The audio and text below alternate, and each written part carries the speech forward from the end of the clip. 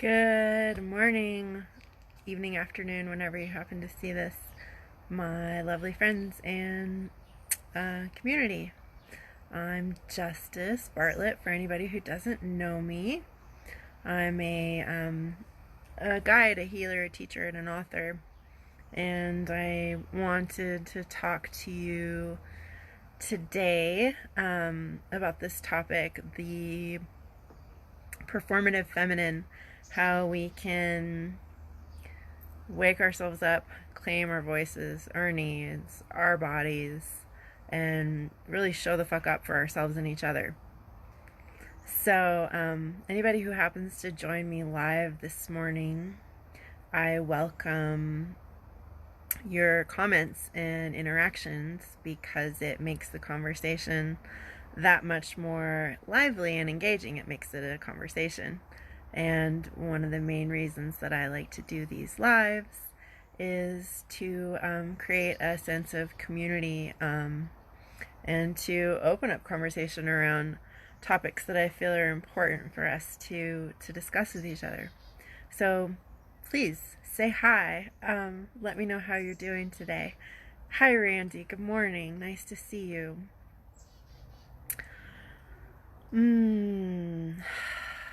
So, let's just take a breath and get into our bodies. Drop your shoulders. Soften your belly. Relax your jaw muscle. Hello, Lori. Good morning, my love. It's nice to see you here today.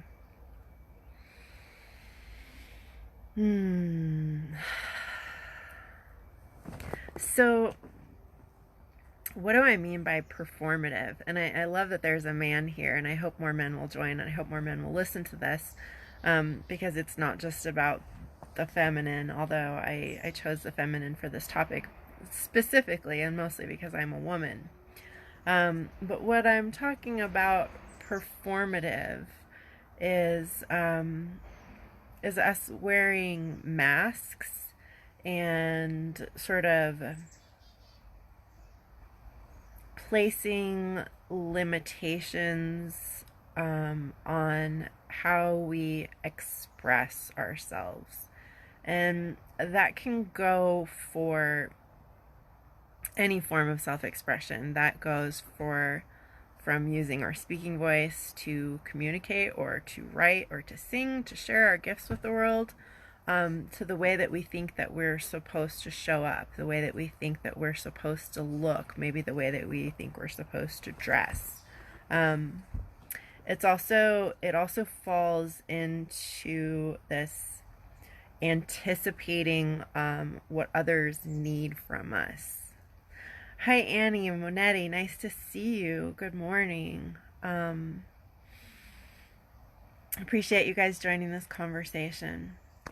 I think the expectation and the anticipation is probably like the root of all of it, because when we're young, we're watching the world around us, particularly like our primary caregivers, our parents, for the cues about what they find acceptable in our behavior, in our presentation, from the stance of what we express emotionally, how we look, and all of this. It's really kind of this process of both social and familial enmeshment, because the family system is also taking its cues from what society is telling us is acceptable.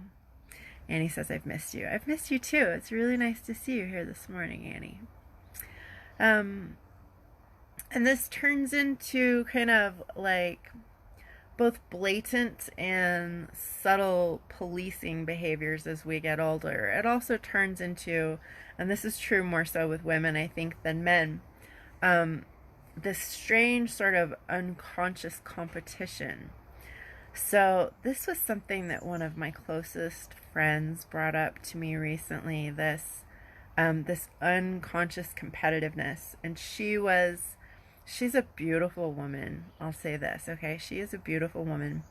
And she's extremely athletic. She's really strong. She's a driven businesswoman.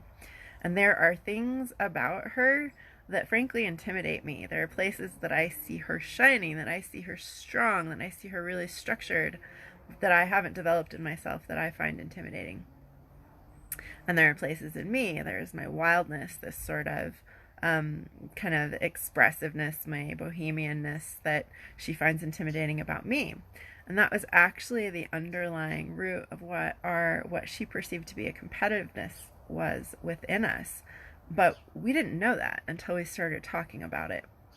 And the thing with social pigeonholing is holding this expectation that everybody needs to sort of look the same, that everybody needs to perform the same within a certain prescribed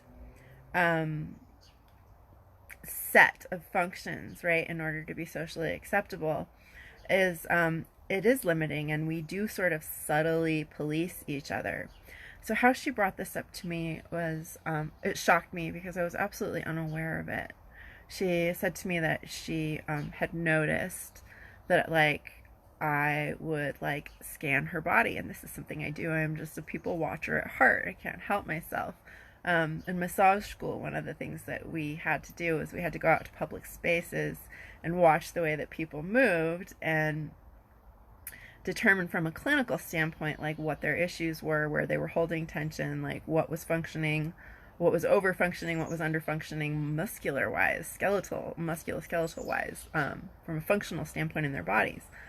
I do this on my own anyways. I go out and, like, I people watch. It's one of the reasons that I like to go out in the first place. And I do like to notice, like, the way people dress, and I do notice the shape of their bodies, and I do notice the way that they're presenting their energy. I can't help myself. It is actually an instinctive function that all of us do, and we're all designed to do, because what we're watching for subtly underneath the surface, we're watching for body language, we're watching for social cues, we're watching for how they hold themselves, we're sensing at more subtle levels their energy and potentially even their pheromones.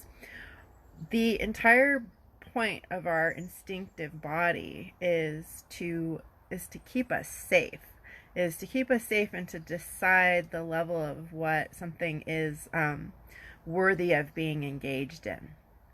So instinctively, our bodies know. Our bodies know if we want to, if it smells good, if it tastes good, then we want to eat it. If it looks good, if it feels good, then maybe we want to fuck it. We want to procreate with it, right? Like these are like these primal instinctive cues. And if you think about it in that sort of raw expression, it seems like it can seem very animalistic. But if you understand that that also ties in with your creative self, because your creative self is actually a very primal being as well, then it begins to make a lot more sense for what we're actually looking and scanning for. We're looking for people, we're looking to see if we can trust people, we're looking to see how they present themselves. We're constantly scanning our reality for whether or not it's safe. So one of the things that the over socialization, and particularly in regards to the performative, does is it acts as an overlay for these deeper instinctive cues. And so instead of allowing our instincts to actually rise up and tell us whether something is good, we want to smell it, taste it, eat it, fuck it, like, create with it, be friends with it, right? We're looking to see instead if it fits within the social parameters of what we have been conditioned is acceptable. And that is one of the ways that we massively fuck ourselves up, especially as women.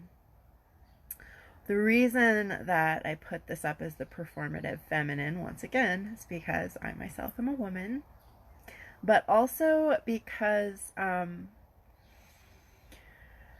society doesn't sell performance to men in the same way. Men are judged on their performance based on what they can do, what they can produce, what they can create, how they provide, to a large degree. Men are far less judged on appearance than women are. And men are not out there judging other men on their appearance. It's not something guys do. Very rarely do you see a guy or hear a guy that's like, oh, look how that guy is dressed.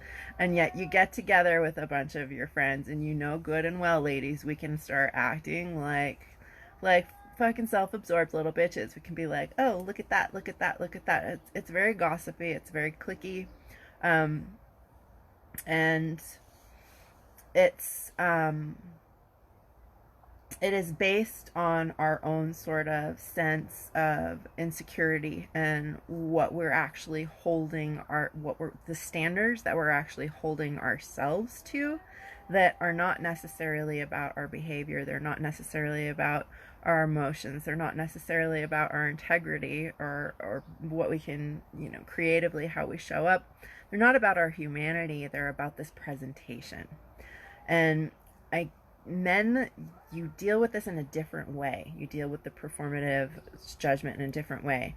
And I feel like one of the ways that men really internalize it is one with money and business. Are you a good provider? Because we've put that on you. And and sexually, there's there's a lot of pressure on men to perform sexually. And one of the reasons that is because we're really kind of a hypersexualized society. I love sex. I think sex is wonderful. I think it is one of the most beautiful ways that we can communicate with each other, however it is that you do that.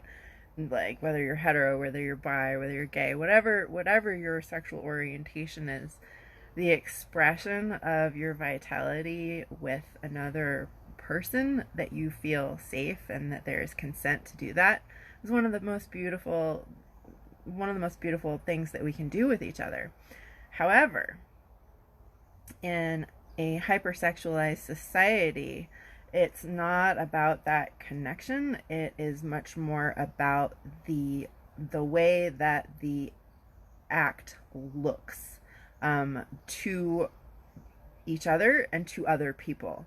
So it's very much like dressing sex up. And once again, we'll go back to one of the reasons I'm talking about the performative feminine is because girls in particular experience this hypersexualization, and it's not a genuine expression of our vitality.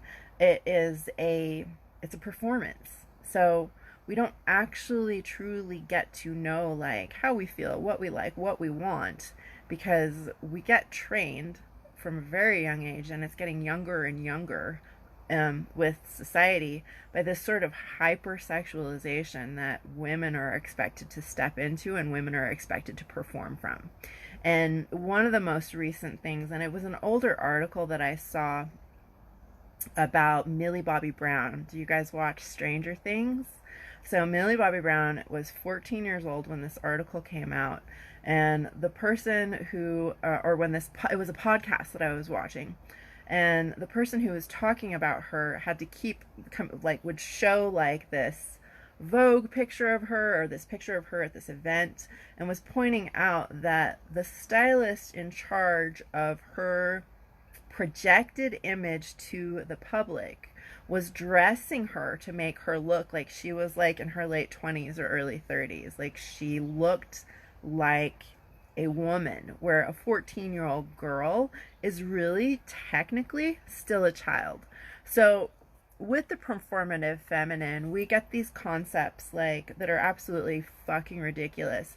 We get these concepts that also go along like underage sex with a minor, and all of this, what it really boils down to is it boils down to rape.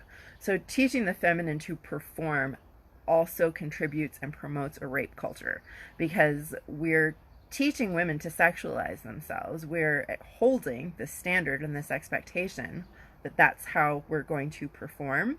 And then we're also, at the same time, we're judging women when they step into that, especially if they do it well, that suddenly now if a woman dresses sexily, if she looks good, if she looks like she's comfortable in her skin, or if she is by, any means, promiscuous, that she's then a slut. And so if she actually performs to the sort of highest standard of what's been set out for her, then we also sort of shame and judge her for doing exactly what she's been fucking trained to do.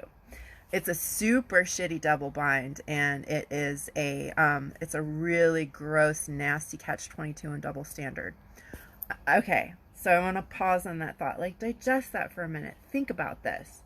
If you do what society tells you to do, it will also then sort of tear you down and judge you for being good at it. It's pretty fucking shitty.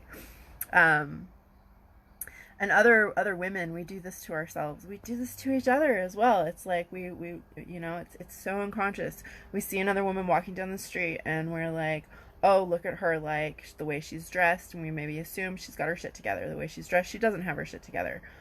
We make these snap judgments on people's projections, and there's a lot that goes into someone and the way that they're projecting themselves into the world. It is either a deeply unconscious, often traumatically sort of associated function, or it's often very deeply programmed.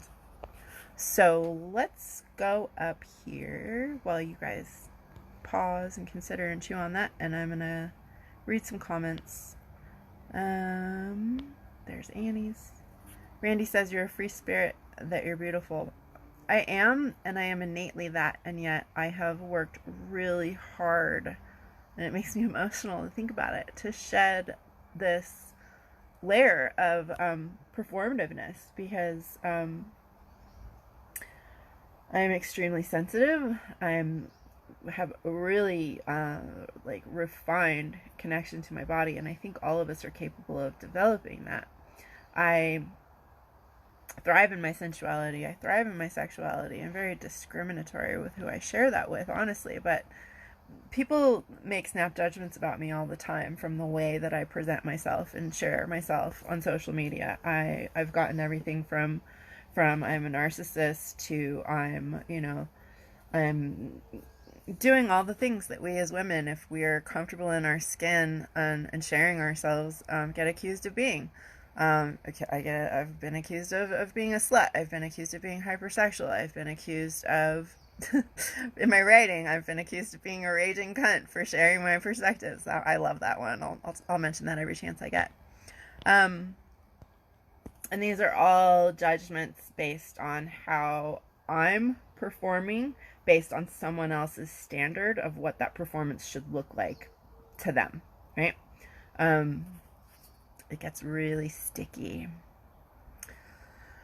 Randy says, they've always said two women in the kitchen don't get along either. Oh, that depends. I mean, it really depends on the chemistry. It depends on the dynamic. But women, we have this really strange unconscious competition thing with each other. To come back to the story that I was sharing about my friend, like, the reason she brought this up is because she was telling me she was going to go back to instructing jujitsu again. And I'm like, fucking intimidates the shit out of me. And I'm like, and I didn't even catch myself do it. Like, she said, I looked down and I glanced at her. I glanced at her body, like I took her in. And I believe for me, what I was taking in was the fact that she is strong, she is athletic, and I frankly wouldn't want to be on the other side of a sparring match with her. Like, she and I danced this one night at this show, and like, this woman, like, she spun me all around the fucking dance floor. It was incredible. Would I want to spar with her? I don't think so. Like, but the way that she took that, like, that glance in, she took that in as like that I was judging, or that I was comparing, or that there was some sort of underlying competition going on. And some of that comes from the way that she was raised, because from a conscious standpoint, all I was doing was I was like taking in this fucking, like, whoa, this woman in front of me. And we all have like soft, fleshy places, and we all have muscles, muscles. And we've all got soft, jiggly bits, and, we've all got fucking hair, and like, we have bodies, right? And our bodies are both beautiful and weird and distinct and unusual. To take that in without a preconceived filter of what it is we're observing, is so deeply embracing of our humanity. But we also very often have to shed so much internal programming in order to be able to do that. Not only for others, but specifically and even more so for our fucking selves. To not look at ourselves in the mirror and pull out one feature and be like, ew, I hate the way my thighs look. I hate the cellulite on my thighs, or I hate the way my belly folds over, or whatever it is that you don't like about yourself, right? Like, all of that is actually performative. It doesn't have anything to do usually with the way that your body functions. If we judged ourselves on the way that our bodies feel and function as opposed to the way that they look, particularly compared to whatever standard we're measuring ourselves against, I guarantee you we'd be a lot fucking happier. We'd be a lot healthier. Because if we were noticing how we felt, then we would be making our decisions to support feeling better about ourselves. Randy says, I am not a selfish man when it comes to that at all. I'm always want to please the woman before me. That's lovely. Hi, hey, Joe, nice to see you this morning. Karen says, oh, good, here we go. Karen says, pageants are also representative of this performative feminine. Abso-fucking-lutely. You're taking little girls and you're basically turning them into dolls. Like, you're kind of, I mean, I understand that there is an element of creativity and actual performance that goes into these pageants, and that sometimes these young girls are learning skills. But there is also very much an over maturization of the process of how they're dressed, how they're looked, how they look, how their makeup is done intentionally to create this sort of doll-like figure that is actually really divorced from what childhood is. It's fucking gross. Karen says, double bind indeed. Karen, thank you so much for participating in this conversation. Karen says, I've been unraveling my own relationship to how I've internalized objectification and my attachment to my own performance sexually. Yeah, love, I so fucking hear you there. And if you want to say more to the community, about how that's going for you, what that process looks, I'd be happy to read that out to people, because it would probably be beneficial to hear another perspective than mine. That's why I do these. Randy says, you're real, and I like that. You're really real. I am, and I have moments where, like, in certain situations, particularly in regards to, like, intimacy, like, where I still get tongue-tied, where I still have a hard time expressing my needs, where even just saying something really basic that I want can feel like I have to push through this barrier in order to get that out. Like, that's still a part of my own, like, interpersonal and transpersonal dynamic with other people. So I don't want you guys to get the idea that, like, I have this down or that I'm perfect by any means with this, because I'm fucking not. I'm still a hot, struggling mess, and I have to offer myself grace and graciousness, because one of the other ways that we do the performative thing is with perfection, and perfection is actually always it is always shame-based, and it is thinly or not so thinly veiled self-hate. So, like, I value, and it'll go after what's important to you, and that's performative as well for men and women. So I value communication, like, so fucking much. It's like the top thing that is my mission statement on my website, to communicate with clarity and compassion about the hard, holy, and human elements of life. That's my mission statement on my website, illuminationwithjustice.com. And that is also, like, that's my personal mission. So I hold myself to a high standard of wanting and needing to be able to communicate effectively and openly, and with a rawness and with emotionality. And I can get harsh with myself. Like, I had a conversation with somebody the other day, and it felt kind of awkward, and it felt like it sort of, like, caught as it was coming out, and, like, I I have this underlying thing with like my performance is like, if you don't do it right, you're gonna ruin it. Like, I'm 100% responsible for any dynamic, and that's highly performative for me, because if I'm 100% responsible for the relationship dynamic, then that's constantly me kind of trying to figure out how I need to show up in order for that to work, instead of just showing up as I am and trusting that what's going to work is going to stick like spaghetti to the fucking wall, and what's not is going to fall on the floor and I'm going to fucking sweep it up, right? Like, but it can be hard, and I still get stuck up on that. So just gonna be honest about it, right? Karen says, I treat insults as fuel. Nom nom nom. Me too. Vitriol is fucking delicious. Like, I mentioned, someone called me a raging cunt. So like that was about an article that I wrote. And they didn't even, it was called Fuck Forgiveness, It Takes Boundaries and Badassery to Heal. And I saw this fantastic comment that was like, was like, I'm not gonna read that. The author sounds like a raging cunt. And I'm like, hi, author here. Yeah, I can be a raging cunt, but I've also been doing this work for like 15 plus years, so I kind of know what I'm fucking talking about too. And then I'm like, now I'm like, I'm like thinking about how to design t-shirts in my head, like like write like and then have raging cunt on the back, or you have the other version where you like write like and then a raging cunt on the front. Like, depends on what you want to have seen first, right? But I love it. I'm like, yes, bitches, help me build my fucking brand.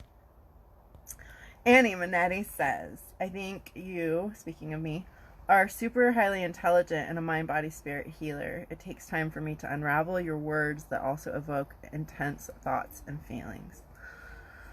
Thank you for that, love. I appreciate being seen in that way. And yes, I speak specifically to those places that want to be seen and heard and felt. And I hope you will take all the time that you need to unravel whatever this evokes in you. And that goes for all of you. That's one of the reasons I try to slow down, because my mind moves fast and I have just the right amount of caffeine running through my system right now. But I also really want to slow down. Like, these are big concepts we're talking about. These are big feelings that these concepts evoke. Being told that the way that you do something perhaps is a response to familial or social conditioning, or is actually also potentially likely a trauma response. It's a big fucking concept to digest. So please take your time with it. Take your time with yourself.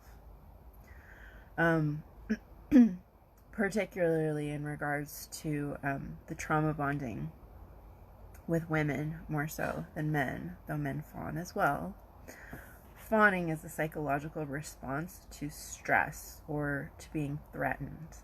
And one of the ways that women have been trained to make ourselves safe is to be wanted by the opposite sex.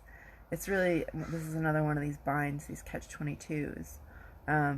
If a woman is desirable, that means that she's worth protecting. If she holds that potential for childbearing, maybe, also is another factor, then she's worth protecting. If a woman if she's not as attractive, if she's less desirable, then that will often either make her a target for bullying, or that by both sexes, regrettably, because women can be fucking bitches. And men, you know, there's the underlying sort of, I want to protect what I want to procreate with, but there's also the sort of the social conditioning that if a woman doesn't represent this certain standard, that she's not as valuable. Sucks. So one of the ways that we sort of develop this fawning, this people-pleasing mechanism, is to assure that we are desirable, is to make ourselves more wanted. And if we can do that, then that will often assure that we're going to get protected. However, the catch-22 with that is that more often than not, also, if in dressing a certain way, in exposing a certain amount of flesh, or in behaving a certain way, if something happens to us, it gets put on us. It's not put on the violator, it's very often put on the woman. What did you do to create this? The first question that they will ask a woman if she's been assaulted is what you were wearing. Where were you, and what were you wearing? Like, somehow, by being yourself, you invited assault. And I wrote an article on this because it's something that Yogi fucking disgusting Bhajan actually said. And you can go to YouTube, and maybe I'll go find the link and drop it in here. If a woman is raped, she attracted it. Does this sound familiar? Yeah. So it's a double bind. If you perform to the degree where you are the ultimate desirable feminine, that also makes you susceptible for attack by both other women who are jealous about your level of performance and how well you appear to be doing in society with your mask wearing, but also by men who see that as an invitation to take what they want. And rape is about violence and control. It's not about sexuality. So that really shouldn't even be on the table. And training young girls to present themselves in this hypersexualized way is also conditioning them to victimize themselves, because it's not teaching them about their vitality, it's not teaching them about their bodies, it's not teaching them what they actually like. It is putting them in the position where they become fucking prey. Yeah, that pisses me off. I have a daughter. I have a granddaughter now. This is a concern to me. As a woman, I've been date raped. I've been, and I've come real fucking close to having happen a second time as well. And the only reason that it didn't is I made it absolutely clear to this person, if they were going to try to push my boundaries and force that scenario, we were both going to wind up hurt. It wasn't just going to be me. I was going to leave some fucking damage. And, not all, fuck. Not all women can fight back. And a lot of the time, if we're put in a situation like that, I hear from a lot of women that they let it happen because they didn't feel like they could fight back. So a lot of sexual situations that we wind up in are because we have, is the sort of the inevitable outcome of all of this performative behavior. And because we're not actually connected to our body as we're going through this process, we wind up in this situation where we don't want to actually be, but we have sort of played this role to this sort of ultimate conclusion that we don't feel like we can step out of it. I had that happen to me last summer as well. And I stepped out of it. I totally stepped out of it. I was like, I just started getting more and more uncomfortable, and like the room started kind of blurring, and I knew that I was disassociating. And I think that's probably typically where a lot of those situations that can't technically be called rape and they can't technically be called date rape happen, is where we feel that we have played this role out to its conclusion, that we have no other choice but to see it through. We always have a fucking choice.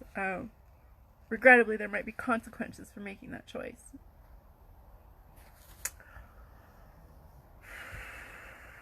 And what are men doing in that regard? What are they doing in that situation? They're also playing out their own trauma bond in a way. They're stepping into that sort of ultimate masculine dominance role, that for the performative masculine, they have been trained and conditioned that is the ultimate expression of their masculinity. And they're both trauma responses. Trying to control and subjugate someone, pleasing and people fawning are trauma responses. And speaking, specifically to the performative feminine, we also have to include the performative masculine.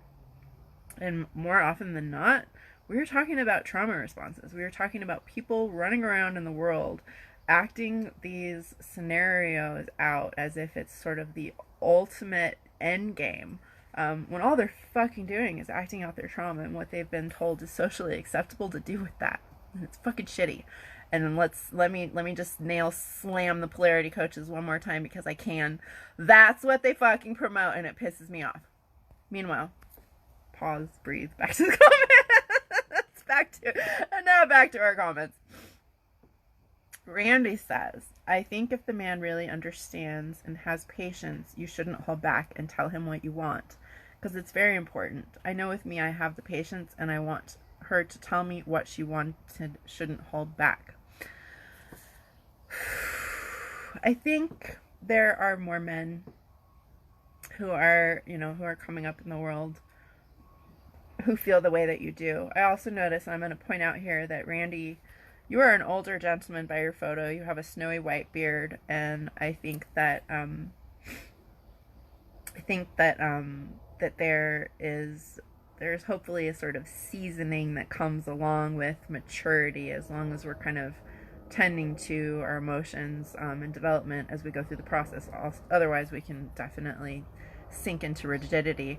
But would you mind telling us how old you are, Randy? Because I think that's actually a fair factor. Because I notice as men get older and seasoned and sort of go through their own kind of life experiences, they become fathers, they go through the world, they tend to develop a little bit more tenderness. Karen says, thanks, Justice, for seeing and hearing me. I have come to realize that as much as I love sex and believe it's an amazing outlet for connection and creation, I still at times use it as a way to earn love and acceptance. Absolutely, love. I totally 100% hear that. I totally 100% hear that. And I think that's a tricky place, because I think we can play in that realm as a way of exploration, of actually becoming more accepting of ourselves.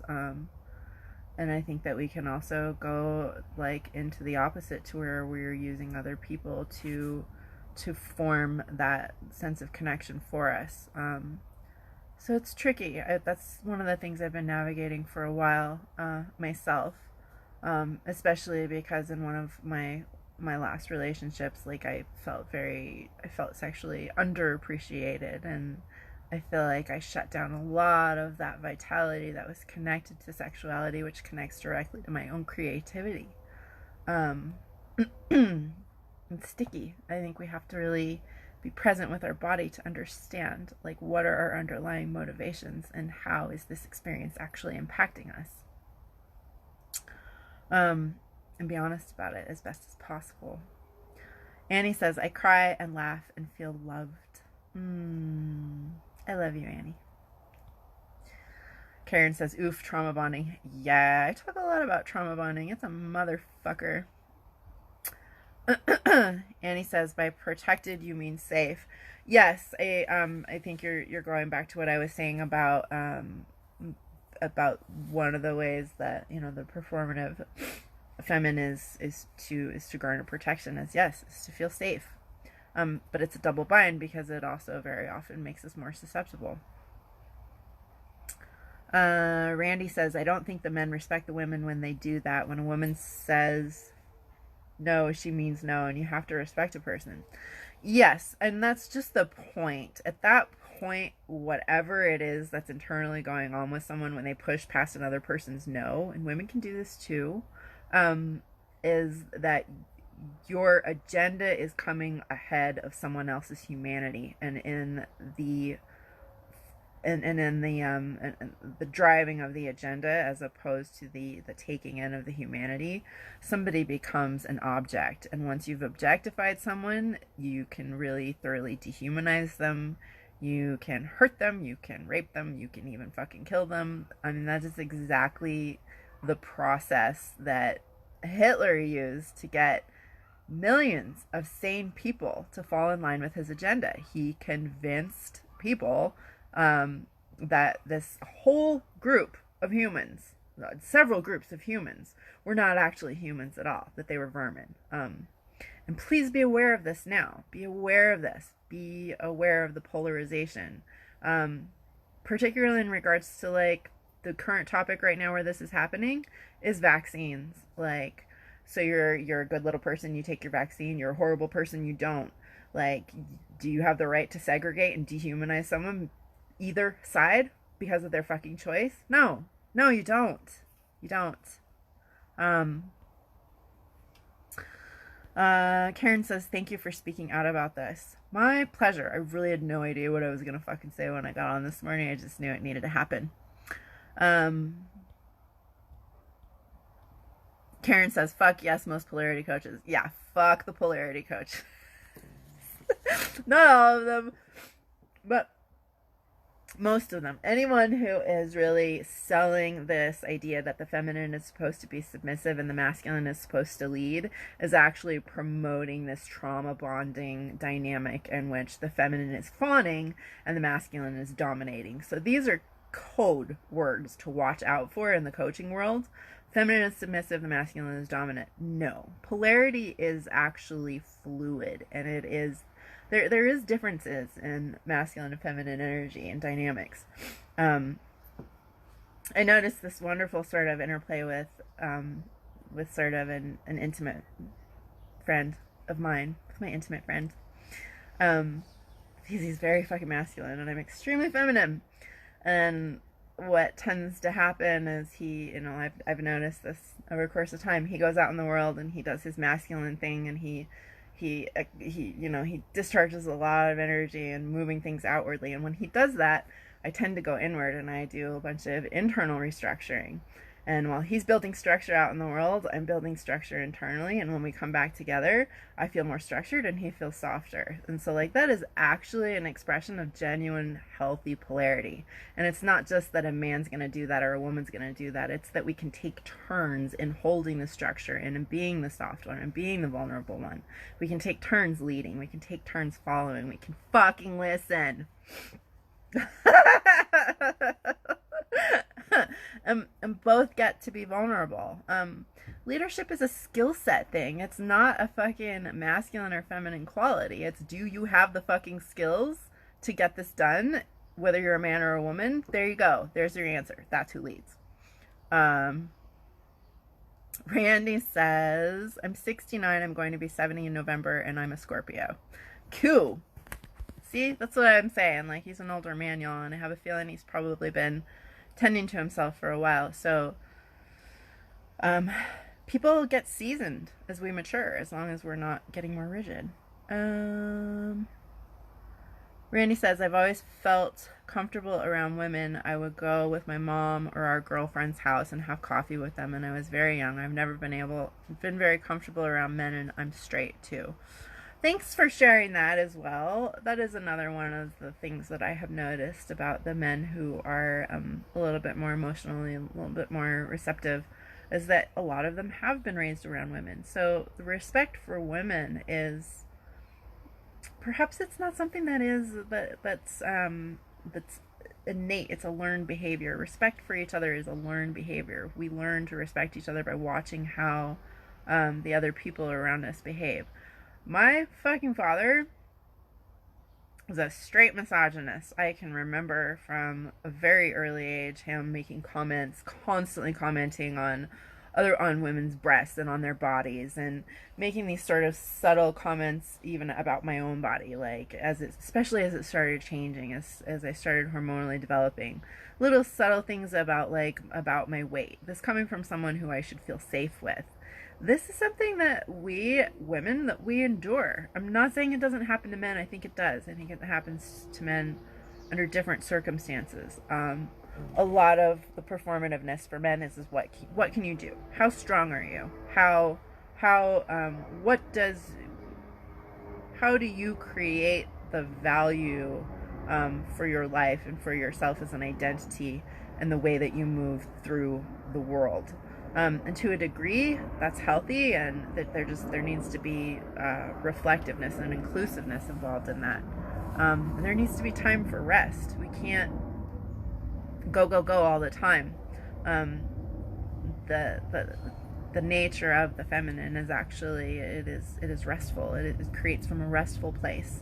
I think it's one of the reasons why our sexual organs are inside and men's are outside. It gives you an idea about the way that energy sort of functions in the world. And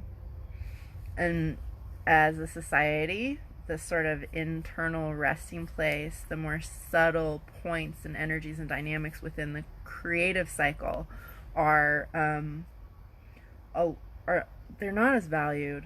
They're clearly not as valued. We've lived under a societal structure that has sort of devalued women for a really long time, and some of that going back,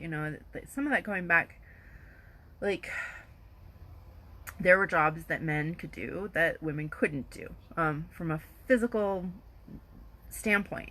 There was a point in time where, like, it made the most sense for women to sort of base their kind of existence around raising children, and taking care of them.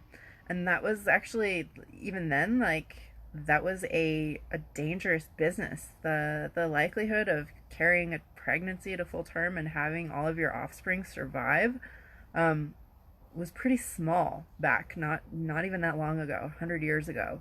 Child infancy rates were death rates were really high. So there's some sort of underlying, like that saying, like, keep the woman barefoot in the kitchen. It's also like there's this sort of underlying, like keep her protected and not of harm's way. But that's not the society that we live in anymore. So we also have to sort of change and shift our values to be more inclusive and honoring of the fact that, as we become more developed as a society, that these underlying, like, these energetic dynamics, they don't actually change, but the way that we function in the world with each other is and has been changing for a long time. And the necessity for equal value and respect for each other as men and women. We don't get to shift into, like, this weird toxic femininity and completely devalue the masculine. Like, that's, oh shit, what did I do? That's not a thing. Oh, there we go. Sorry about that. Randy says, my dad was a strong man. He's very much into sports. I was into art and music. Do something who did something for me once. It was my birthday, and had my mom buy art supplies for me, and I knew that he loved me because he was seeing you, right? That's really sweet, because he was seeing you as you are and not how he wanted you to be. There can be a natural element of performance, of entertainment. I'm entertaining. I entertain myself. That's why I'm here. To the way that our creative energy moves through the world. And there can be very specific outcomes that we want to achieve with that energy. But those are skill set related. Those are not based on, unless we're athletes or we're dancers or something, those are not necessarily based on what we can do with our bodies or the way that we project ourselves out into the world. That's a part of it. But it's not the whole part. Joe says, I'm hearing from so many of my female clients that they were sexually abused as children, and, oh good, I'm glad you're bringing this up, and were never protected by their own mothers who were too afraid. They are finally speaking out and finding their voice, having held on to this pain for 30, 40, 50 years. Literally, one woman every week is coming to me at the moment. They have never been able to celebrate their primal feminine or love their bodies. I so hope these open conversations can encourage more women to speak out and reclaim their power so they can empower their daughters.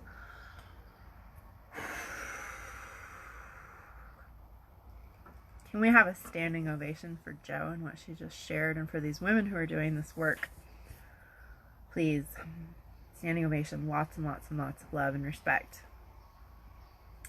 This is a key component to my work as well, Jo. And I would say, it's hard to make, these kind of snap judgments, but I would say maybe 80% of my practice has been as people, men and women, who have been sexually abused, either directly, overtly, aggressively, physically, or have experienced some kind of emotional or psychic invasion. And the way that society programs us is like, we can all, men or women, We can all become psychically invasive. Entitlement is a really good indicator of that energy. We're sort of we're um, we're seeding, I don't know, an agenda onto another person. They may or may not be wanting to participate in that agenda. Um, Particularly when it comes to like being entitled to, obviously, the interactions with another person's body, but also like the level of responsiveness that we expect from people, the way that we expect other people to show up and interact with us. Like there can be this sort of subtle entitlement. It's like, don't you know who I am? And we get to have standards. I'm gonna go back. I'm gonna find the article. This is a comment from a line from an article I recently wrote. We get to have standards, but we don't get to impose those standards on other people. We get to hold those standards and say, if you want to interact with me in this way, this is my standard, and you're welcome. It's an invitation, as opposed to the entitlement that if you don't perform to my standards, then there will be consequences for your actions. It's a very it's subtle, and yet it's extremely important. The thing about the feminine energy, and this is once again, it has to do with having our sexual organs inside, that is an invitation. That is an invitation that we're extending to the world to interact with us, to create with us. When we're constantly dealing with entitlement, we're constantly dealing with invasiveness, or we ourselves are slipping into that sort of entitled and invasive energy. We have moved out of that natural state of receptivity and an invitation, and we've moved into something that is more performative, and all the pettiness is indicative of that. The self-judgment and criticism is also specifically indicative of that. Because if you think about it, every time that you're judging yourself for not doing enough, not doing good enough, not looking good enough, not working out enough, not maintaining your diet, whatever it is, that you're like putting that criticism on yourself, that you're not performing well enough, you are invading yourself. You are violating yourself. And it becomes so subtle and it becomes so habitual. We don't necessarily recognize that we're doing it, and we need to. Because one of the ways that we keep that cycle in process is like, okay, well, if I'm going to judge and I'm going to criticize myself, then I need to perform to my own standards so that I can avoid that sense of judgment and criticism. And it's going to show up not only with us, it's going to show up in other places in our life if we're holding that energy, we're holding that consciousness. Which is why, like, stepping out of the performative is coming back to our bodies. It is listening to our intuition. It is tuning into and feeling our instincts. It is getting in touch with that primal intelligence. It is being accepting of our strength, of our softness, of our tenderness, of the whole full spectrum of our emotions. It's part of our guidance system. Emotional performativeness is something that I could do an entire fucking live on, and I'll probably come back and do it. But that's included within there, expecting our emotions to stay within a certain range so that we can maintain our vibration. I fucking hate that shit. It's not useful. It's not relevant. Can we sink into resentment? Is that healthy for us? Fuck no. Absolutely not. But sinking into resentment is an indication that there's anger that we haven't processed, that we haven't dealt with. Sinking into depression, getting wrapped up in anxiety. These are all indications that there are emotions, that there are sensations moving through our bodies that we haven't actually had the time or space to hold, to deal with in a non-performative way, in a very vulnerable and a very honest way. And that's a gift that we can give ourselves. It's not something that anybody else can give us. It's not something that anybody else can do for us. It's something that we have to give to ourselves. So this has been, here's, let's see, any other questions, comments? Yeah, my battery's dying here on my phone. So if you guys have any other further questions or comments or shares before we wrap this up, I'll create a little space to do so. And otherwise, I'm going to keep this conversation going on my Facebook page. I'm also hosting a retreat here in Montana where I live. It's called Rewilding Primal Wisdom for the Modern World. It's going to be this fall, September 17th through 19th. It's like a full immersive, like doing internal work of the nature of which I've shared with you. Getting into your psyche, repairing your past relationships, and working on the structure of your current relationships, as well as playing in the wilderness, doing ropes courses, engaging with each other, playing role-playing games and that kind of stuff, and eating good food and being in a really gorgeous, nurturing environment. So if you want to check that out, my website is illuminationwithjustice.com. It's rewilding, bringing primal wisdom to the modern world. It's going to be intimate. I don't have room for more than like 11 people. So if you're interested and you want to get the early registration, like go check it out soon, please, because I would love to invite you to this place where I grew up. It's magical. So those are my thoughts on that. I'm going to come back through and I'll drop some links for the article that I mentioned, for my website, for this retreat, for maybe something else that I've written. Joe says, thank you for holding this conversation. Randy says, thank you for sharing all of this. You are awesome. Thank you guys for showing up and participating. You are awesome. And, you know, we have to have these conversations in order for these things to change. We have to be able to look at it and feel into it and like confront it in a very compassionate way. So I hope that this information that I've shared with you has been beneficial, and I hope if you found it beneficial that you'll share this information, you'll share this video with somebody who might benefit from it as well. You can find my writing on elephantjournal.com, author profile Justice Bartlett. You can find me at my website, illuminationwithjustice.com. You can friend me here on Facebook, on social media. Please also send me a message so that I know that you're not a spam. I need to know you're an actual person. So send me a message if we're not already friends.